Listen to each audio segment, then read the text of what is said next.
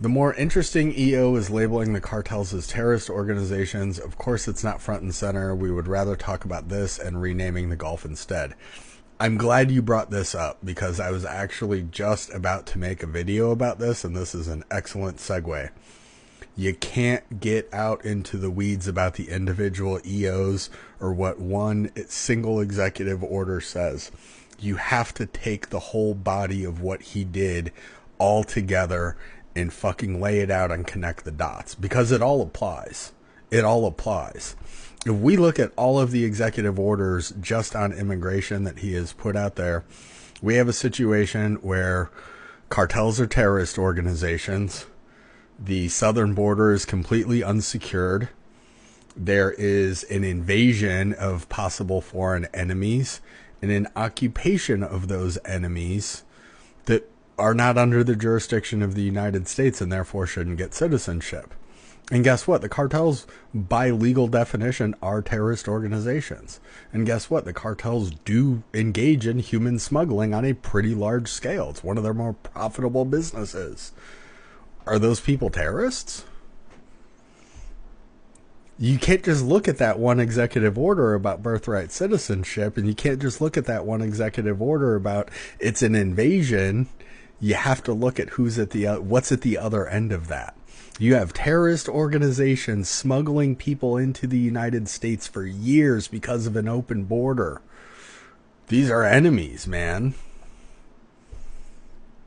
Once you connect those fucking dots and you lay it all out, there's a lot of fucking precedent about the United States doing unprecedented things because terrorism. That precedent has been established since September of 2001. There's a long fucking history there, and that is very fucking easy to justify the national security argument if you've got terrorist organizations on the other side of it. When you put it all in context and you lay it all out and you connect the dots and you actually see the forest for the trees, it's a much more compelling argument, and it is a much more sophisticated argument than we ever would have heard from Trump in the first term. And this is where I think people are getting a little thrown off and they're thinking about this, is because in Trump's first term, it was extremely ham-fisted. There was no sophistication. If Trump tried doing this in his first term, it would have been one executive order just screaming that they're all terrorists. Not now. And it's all broken up and segmented into pieces, so you have a very linear argument that by the time you get to the end, you're like, well, fuck, when you put it that way. Jesus, when you put it that way, yeah, okay.